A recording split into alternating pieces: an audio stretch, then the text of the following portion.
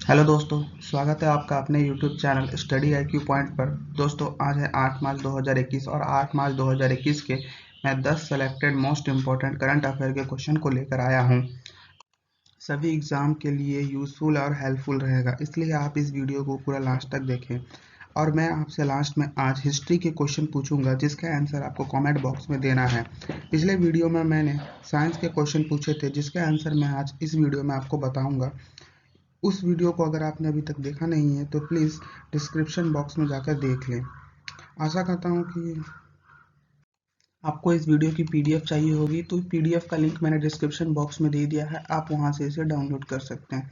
तो चलिए शुरुआत करते हैं आज के पहले क्वेश्चन से। फर्स्ट क्वेश्चन है, किस देश ने BDX पोर्टल को लॉन्च किया है? तो अभी इस क्वेश्चन का सही आंसर होगा बांग्लादेश, यानी ऑप्शन नंबर डी। इस क्वेश्चन के कुछ नोट टू द पॉइंट को देखें तो नोट टू द पॉइंट है, बांग्लादेश ने अपना राष्ट्रीय पोर्टल लॉन्च किया है, जिसका नाम है BDAPPS। और यह बांग्लादेश ने दूरसंचार कंपनी रॉबी के साथ एक समझौता किया है। रॉबी एक एप्लीकेशन डेवलपर्स के लिए हब के रूप में विकसित है और यह बांग्लादेश को भी इसी प्रकार विकसित करेगा। बांग्लादेश में का सबसे बड़ा मोबाइल एप्लीकेशन प्लेटफॉर्म है रॉबी, जो 23,000 मोबाइल एप्लीकेशन की मेजबानी करता है। अब बात है बांग्लादेश की, तो बांग्लादेश के प्रधानमंत्री हैं शेख हसीना, राष्ट्रपति है अब्दुल हामिद, राजधानी है ढाका और मुद्रा है बांग्लादेशी टका। तो ये थे इस क्वेश्चन से रिलेटेड कुछ नोट टू द पॉइंट, जिसे आप नोट करें। नेक्स्ट क्वेश्चन देखते हैं। नेक्स्ट क्वेश्चन, सीआरपीएफ के महानिदेशक के रूप में किसकी नियुक्ति की गई है? तो इस क्वेश्चन का जो सही आंसर होगा वो होगा option number B, Kuldeep Singh. Kuldeep Singh की अभी नियुक्ति की गई है। तो इस क्वेश्चन से रिलेटेड कुछ नोट टू द पॉइंट को देखिए, तो नोट टू द पॉइंट है, तो कुलदीप सिंह को अभी सीआरपीएफ का महानिदेशक चुन लिया गया और इन्हें यह पदभार एपी महेश्वरी के सेवानिवृत्त होने के बाद दिया गया है। बात करें कुलदीप सिंह वर्तमान में क्या है, तो ये वर्तमान में सीआरपीएफ के मध्य जोन के महानिदेशक है और इन्हें अभी पूरे सीआरपीएफ का महानिदेशक चुन लिया गया है। अब सीआरपीएफ क्या है, तो सीआरपीएफ एक केंद्रीय रिजर्व पुलिस बल, जो कि भारत का सबसे बड़ा केंद्रीय सशस्त्र पुलिस बल है, जो गृह मंत्रालय के अधीन आता है। और इसकी स्थापना 27 जुलाई 1940 को हुई थी। इसका मुख्यालय नई दिल्ली में है और इसका आदर्श वाक्य कई बार एग्जाम में पूछा जाता है, तो आदर्श वाक्य सेवा और वफादारी। फ्रेंड्स, आशा करता हूँ कि ये वीडियो आपको पसंद आया होगा और अगर पसंद आया तो चैनल को सब्सक्राइब कर वीडियो को ज़्यादा से ज़्यादा शेयर और लाइक करें। बैठते हैं अपने नेक्स्ट क्वेश्चन पे। भारत सरकार आज़ादी के 75वीं वर्षगांठ को किस नाम से मनाएगी? तो इस क्वेश्चन का आंसर होगा ऑप्शन नंबर ए, आज़ादी का महोत्सव। तो इस क्वेश्चन से रिलेटेड कुछ नोट टू द पॉइंट को देखें, तो नोट टू द पॉइंट है, भारत सरकार ने आज़ादी के 75वीं वर्षगांठ के रूप में मनाने के लिए आज़ादी का अमृत महोत्सव नाम से मनाने की घोषणा की है और इसके लिए एक उच्च स्तरीय राष्ट्रीय समिति का गठन किया जाएगा। इस राष्ट्रीय समिति में 259 सदस्य शामिल होंगे और इसकी अध्यक्षता जो की जाएगी वो प्रधानमंत्री मोदी की तरफ से की जाएगी। यह 75वां वर्षगांठ जो है, यह 12 मार्च 2021 से शुरू हो जाएगा और इसी दिन नमक सत्याग्रह का 51वीं वर्षगांठ मनाई जाएगी। तो ये थे इस क्वेश्चन से रिलेटेड कुछ नोट टू द पॉइंट, जिसे आप नोट करें। देखते हैं अपना next question, fourth number. Fourth question में विश्व पुस्तक मेले का उद्घाटन कहाँ किया गया? तो इस क्वेश्चन का सही आंसर होगा ऑप्शन नंबर सी, नई दिल्ली। तो इस क्वेश्चन से रिलेटेड कुछ नोट टू द पॉइंट को देखें, तो नोट टू द पॉइंट है, केंद्रीय शिक्षा मंत्री ने 5 मार्च 2021 को, यहाँ पे 2 होगा, उनको 29वां विश्व पुस्तक मेले का उद्घाटन किया है। अब यह विश्व पुस्तक मेला का थीम क्या है, तो राष्ट्रीय शिक्षा नीति 2020। हो सकता है एग्जाम में आपसे थीम के बारे में पूछ ले, तो इसकी थीम याद रखनी है, राष्ट्रीय शिक्षा नीति 2020। विश्व पुस्तक मेले को नेशनल बुक ट्रस्ट द्वारा 6 से 12 मार्च तक वर्चुअल मोड में आयोजित किया जाएगा। अब इसका उद्घाटन किसने किया है, तो केंद्रीय शिक्षा मंत्री। तो केंद्रीय शिक्षा मंत्री अभी कौन है, रमेश पोखरियाल निशंक। नई कहाँ पे किया है, नई दिल्ली में। तो नई दिल्ली के मुख्यमंत्री कौन है, अरविंद केजरीवाल। यहाँ के उपराज्यपाल हैं अनिल बैजल। लोकसभा की 7 सीटें हैं, राज्यसभा की 3 सीटें हैं। तो ये थे इस क्वेश्चन से रिलेटेड कुछ नोट टू द पॉइंट, जिसे आप नोट करें। नेक्स्ट क्वेश्चन देखते हैं। 5 नंबर, महासमृद्धि महिला सशक्तिकरण योजना किस राज्य के द्वारा शुरू किया गया है? तो इस क्वेश्चन का सही आंसर होगा ऑप्शन नंबर बी, महाराष्ट्र। तो इस क्वेश्चन से रिलेटेड कुछ नोट टू द पॉइंट को देखें, तो नोट टू द पॉइंट है, महाराष्ट्र सरकार ने महाराष्ट्र के ग्रामीण इलाकों में महिलाओं को सशक्त बनाने के लिए महासमृद्धि महिला सशक्तिकरण योजना की शुरुआत की है। जो कि 8 मार्च यानी अंतर्राष्ट्रीय महिला दिवस के दिन से इस योजना की शुरू कर दिया जाएगा। इस योजना ग्राम स्तर पर महिला कोशिका सदस्य और राज्य ग्रामीण आजीविका सदस्य भी शामिल होंगे। अब बात है महाराष्ट्र में, तो महाराष्ट्र के मुख्यमंत्री कौन है? उद्धव ठाकरे।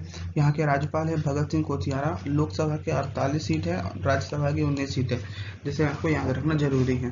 तो ये थे इस क्वेश्चन से रिलेटेड कुछ नोट टू द पॉइंट, जिसे आप नोट करें। नेक्स्ट क्वेश्चन देखते हैं। नंबर, विश्व के सबसे अमीर व्यक्ति कौन बने हैं? तो अभी हाल ही में एक रिपोर्ट आई है जिसके अनुसार विश्व के सबसे अमीर व्यक्ति option number C Elon Musk बन गए हैं। यानी इस क्वेश्चन का सही आंसर होगा एलन मस्क। इस क्वेश्चन से रिलेटेड कुछ नोट टू द पॉइंट को देखिए। तो नोट टू द पॉइंट है, हुरून ग्लोबल रिच लिस्ट 10वां संस्करण जारी किया है। इस सूची में विश्व के सबसे अमीर व्यक्ति एलन मस्क को बनाया है। ठीक है, एलन मस्क को। अब इससे पहले 2020 में भी इसकी रिपोर्ट आई थी दिसंबर महीने में, तब एलन मस्क विश्व के दूसरे सबसे अमीर व्यक्ति थे। और इस बार की लिस्ट में जो 2020 में सबसे अमीर व्यक्ति अमेजन के फाउंडर जेफ बेजोस थे, इन्हें अब विश्व का दूसरा सबसे अमीर आदमी घोषित किया गया है। और इस रिपोर्ट के अनुसार दुनिया की सबसे अमीर महिला एलिस वाल्टन है। ठीक है, और अगर हम भारत की बात करें तो भारत में सबसे अमीर व्यक्ति मुकेश अंबानी हैं और एशिया में दूसरे नंबर पर आते हैं। और भारत का सबसे अमीर व्यक्ति होने के साथ साथ ये विश्व के 8वें सबसे अमीर व्यक्ति भी हैं और एशिया में दूसरे सबसे अमीर व्यक्ति। ठीक है, तो ये थे इस क्वेश्चन से रिलेटेड कुछ नोट टू द पॉइंट, जिसे आप नोट करें। नेक्स्ट क्वेश्चन है 7th नंबर, बांग्लादेश की पहली ट्रांसजेंडर न्यूज एंकर कौन बनी है? तो इस क्वेश्चन का सही आंसर होगा ऑप्शन नंबर बी तशनुवा आनंद सीसी। तो इस क्वेश्चन से कुछ रिलेटेड फैक्ट को देखें, तो इस related fact note to the Bangladesh की आज़ादी के 50 वर्ष पूरे होने के कारण बोसिकाशी टीवी ने बांग्लादेश में एक ट्रांसजेंडर को नियुक्त किया है और इसे अंतर्राष्ट्रीय महिला दिवस के अवसर पर 8 मार्च से न्यूज एंकर का पद दिया जाएगा। तो ये थे बांग्लादेश की न्यूज। अब बांग्लादेश के प्रधानमंत्री की बात करें तो बांग्लादेश की प्रधानमंत्री है शेख हसीना, राष्ट्रपति है अब्दुल हामिद, राजधानी है ढाका और मुद्रा है बांग्लादेशी टका। ये थे इस क्वेश्चन से रिलेटेड कुछ नोट टू द पॉइंट, जिसे आप नोट करें। नेक्स्ट क्वेश्चन है, किस राज्य ने पर्यटन विभाग में नाइट सफारी की शुरुआत की गई है? तो इस क्वेश्चन का सही आंसर होगा option number A Madhya Pradesh. तो इस क्वेश्चन से रिलेटेड कुछ नोट टू द पॉइंट को देखते हैं।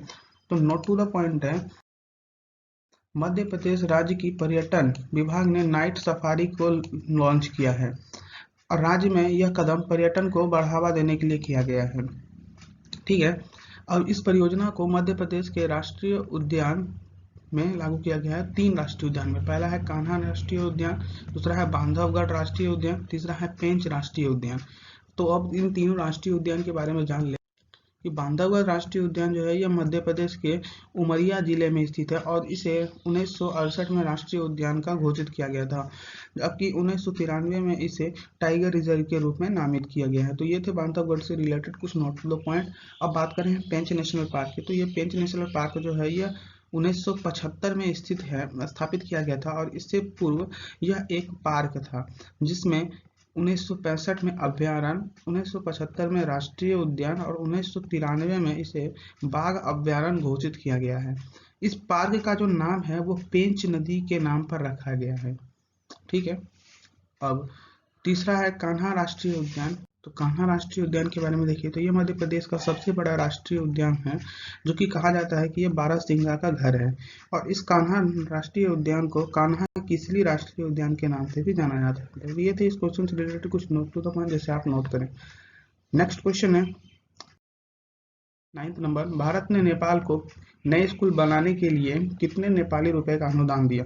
तो इस क्वेश्चन का जो सही आंसर होगा वो होगा option number B 14.17 million Nepali रुपए। तो इस क्वेश्चन से रिलेटेड कुछ नोट टू द पॉइंट को देखिए। तो नोट टू द पॉइंट है, भारत ने नेपाल भारत मैत्री विकास साझेदारी के तहत भारत नेपाल को 44.17 मिलियन नेपाली रुपए का अनुदान दिया है और यह अनुदान नेपाल को स्कूल भवन के निर्माण के लिए दिया गया है, जो कि नेपाल के रूपन्देही जिले में स्कूल का निर्माण किया जाएगा। नेपाल को दिया है। तो नेपाल के अभी राष्ट्रपति हैं विद्या देवी भंडारी और प्रधानमंत्री हैं केपी ओली शर्मा, मुद्रा है नेपाली रुपया। ठीक है, तो ये थे इस क्वेश्चन से रिलेटेड कुछ नोट टू द पॉइंट, जिससे आप नोट करें। नेक्स्ट क्वेश्चन है जो कि आज का लास्ट क्वेश्चन होने वाला है। वर्तमान में भारत का विदेशी मुद्रा भंडार कितना है? तो इस क्वेश्चन का जो सही आंसर होगा वो होगा ऑप्शन नंबर सी, 584.55 अरब डॉलर। इस क्वेश्चन से रिलेटेड कुछ नोट टू द पॉइंट को देखें तो note to the point, Bharat का मुद्रा भंडार 689 मिलियन डॉलर की वृद्धि के साथ 584.55 अरब डॉलर तक पहुंच गए हैं। और विश्व में सबसे अधिक मुद्रा भंडार पाने वाले देश की बात करें तो ये चीन है। भारत इस आंकड़े में 5वें नंबर पे आता है। भारत को सबसे ज्यादा विदेशी मुद्रा भंडार सिंगापुर से मिले हैं। अब कुछ अन्य तथ्य के बारे में जानते हैं। तो भारत जनसंख्या की दृष्टि से विश्व का दूसरा सबसे बड़ा देश है, क्षेत्रफल की दृष्टि से 7वां सबसे बड़ा देश है शुद्ध जल के रूप में। तो ये 8वां सबसे बड़ा देश है शुद्ध जल के रूप में। अब बात करें तो ये थे इस क्वेश्चन से रिलेटेड कुछ नोट टू द पॉइंट जिसे हमको नोट करना। अब जैसा कि मैंने शुरू में बताया था कि मैं आज आपसे हिस्ट्री के क्वेश्चन पूछूंगा और उससे पहले मैं साइंस के पूछे हुए क्वेश्चन का आंसर दूंगा। तो देखते हैं साइंस के क्या क्वेश्चन थे। तो साइंस का क्वेश्चन था विद्युत आवेश का एसआई मात्रा क्या है? तो इसके लिए आपको 4 ऑप्शन दिए थे, एम्पियर, एनोड, कूलम, केल्विन। इस क्वेश्चन का सही आंसर होगा option number C, coulomb. Second question है विद्युत ऊर्जा को यांत्रिक ऊर्जा में बदलने के लिए किस मशीन का प्रयोग किया जाता है? तो इसके लिए भी आपको 4 ऑप्शन दिए गए थे, विद्युत मोटर, ट्रांसफर, डायनेमो और मिक्सचर। तो इस क्वेश्चन का सही आंसर होगा ऑप्शन नंबर बी, डायनेमो। तो ये थे साइंस से पूछे हुए क्वेश्चन का आंसर। आज मैं आपसे हिस्ट्री का क्वेश्चन पूछूंगा जो कि है भारत की खोज कब की गई? तो इसके लिए आपको 4 ऑप्शन दिए गए हैं, 1458, 1520, 1498, 1524। सेकंड क्वेश्चन है भारत में विदेशी के रूप में सबसे पहले व्यापार करने कौन है? इसके लिए भी आपको ऑप्शन नंबर ए है डच, बी है अंग्रेज, सी पुर्तगाल और डी फ्रांसीसी। इन दोनों क्वेश्चन का आंसर आपको कमेंट बॉक्स में देना है।